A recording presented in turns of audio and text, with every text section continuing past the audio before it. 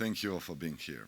I will be talking about just one program in Croatia. I will not be talking about, like my colleague, about the different things they offer in Slovakia. I will be talking only about education AI program in Croatia. Now, I will have to go back a few years back, and it was 2021. So ChatGPT appeared, I think, on 30th of November 2022. And we were thinking, look, AI is the next big thing. We already digitally transformed our schools. So let us do something about AI. We came up with a national program called BRAIN, with capital A and I, obviously. And the thing is, and I need to say this, Croatia did one very wise thing 30 years ago.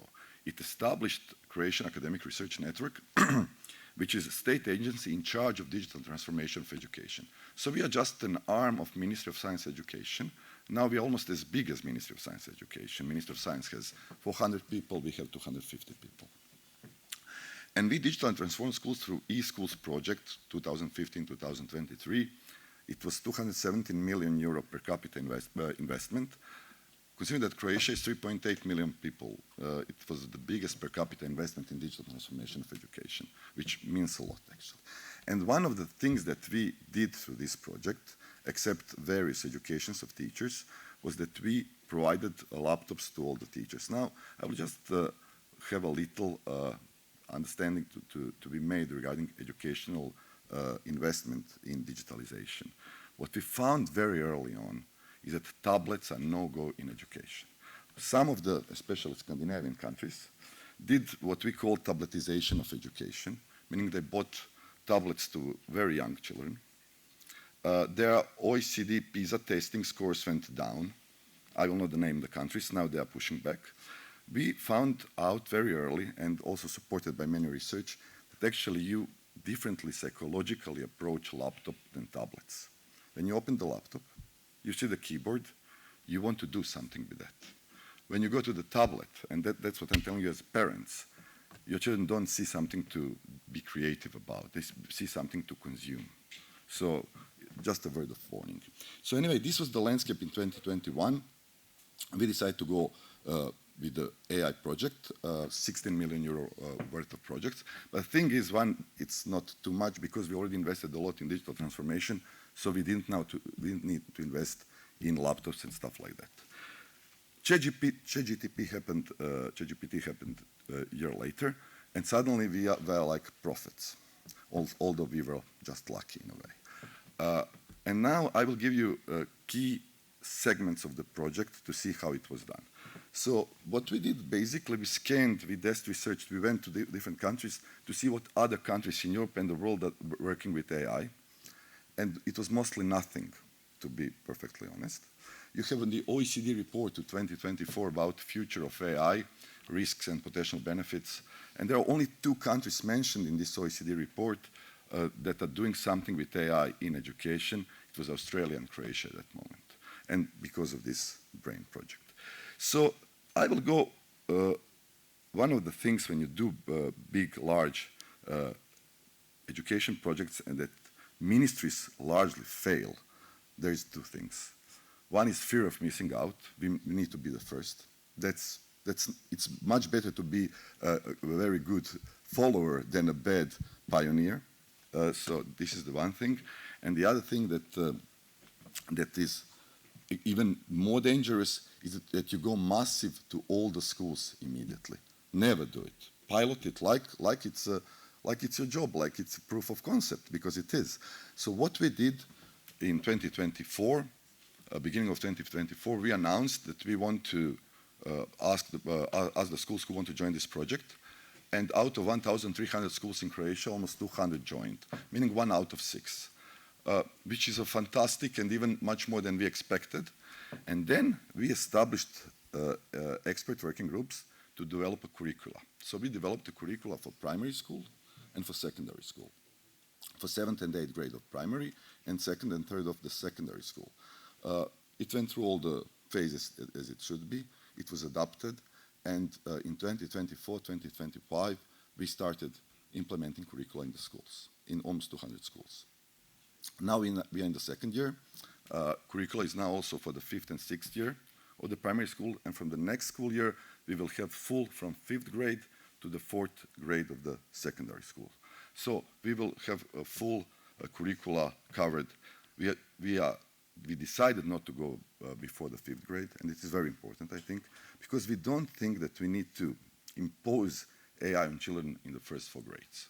Also, as we don't think that we should impose too much screen time on children in the first 4 grades.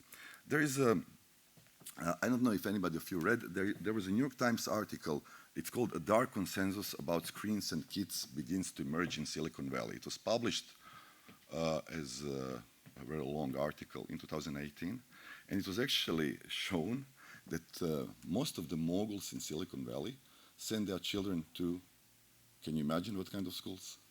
Traditional schools, without tablets. So in a way, the richer you are, you get more teacher time.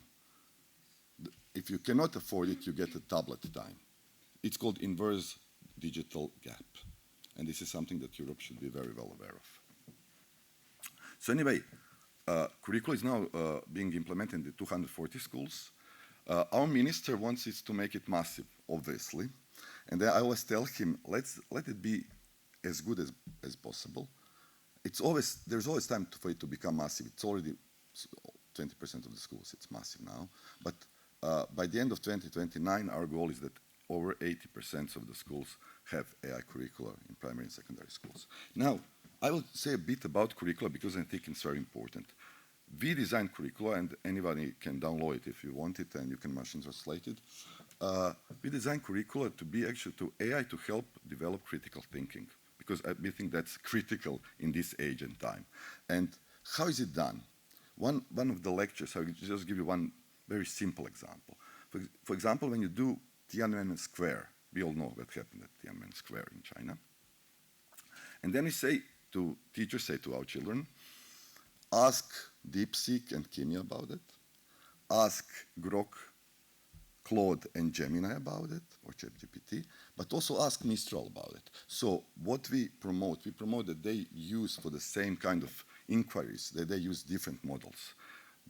That's the way that you develop critical thinking, but that's also the way that they don't just become dependent on ChatGPT. We are very much promoting open source models. So this is about the curricula. At this moment, we have almost 400 teachers working on it and over 5,000 students within the schools. Now, the thing is, you don't know everything, obviously. So we also have a research going on for six years regarding the impact of the digital technologies on AI, on well-being of children, and AI on well-being of children. Now, the thing is, we have published executive summary, but even more importantly, we have published recommendations on how to deal with digital technologies and AI for teachers, for students, for psychologists and pedagogues, but also very importantly for pupils and parents. So parents, because we all know that pathological way of dealing with technology is not developed within school. It never happens in school.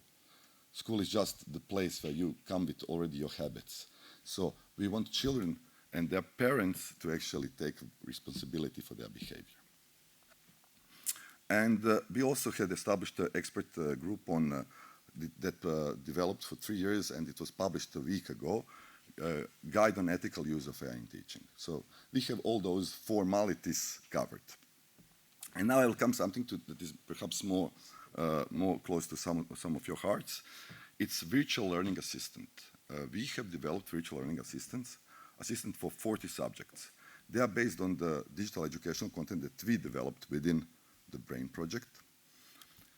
Behind this virtual learning assistant are open source models. We don't want to, in any way, to be dependent on proprietary models. So open source models are behind those virtual learning assistant. It will be deployed on our data center. We also have obtaining now a number of GPUs, not a number, but a couple of dozen of numbers of GPUs. Not too much, but enough for starters. This virtual learning assistant, in a way, will be, some of the teachers said, you will be killing private tutor industry. We don't want to kill private tutor industry, but we want every of our children to be able to have a private tutor. So we are covering now 40 subjects, and within 2 years we'll be covering almost all of the subjects from the 5th grade to the 4th grade of secondary schools. Now, how does it function? And I think it's very important. Because CARNET has all the services that deal with digitalization, we also have a service that's called E-Class Registry, meaning you as a teacher, you enter grade there, you enter educational outcomes, and you enter educational sub-outcomes. And now, very simple example. Let's say that lecture is the start of the Second World War. And you get, in Croatia, it's 1 to 5. 5 is the best grade, and 1 is the lowest grade. You get the 4, teacher gets a 4, and then from the drop-down menu chooses, but also can write in if you want to, educational sub-outcomes. So, factuality knowledge. When did the war start? 5. A, he aced it. Contextual knowledge, understanding the reasons for the war. 3, he somewhat understands it, but doesn't fully comprehend the reasons, blah, blah. These sub-educational outcomes are feeded into the virtual learning assistant as a primary prompt. So primary prompt to virtual learning assistant is actually by teacher.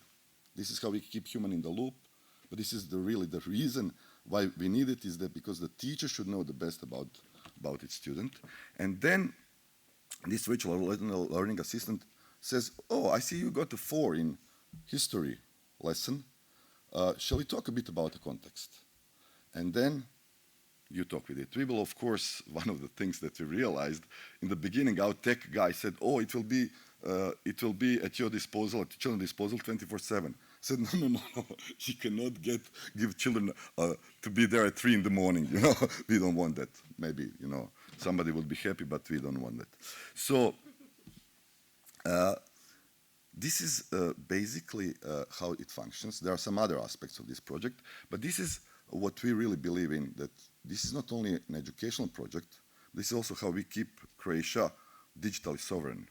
We don't share the data stays in Croatia, it stays on-prem, the open source models are retrained and fine-tuned on our digital educational content, and we will see what happens, but so far the reactions from teachers, from children, and from the ministry are extremely positive. Thank you very much. Thank you.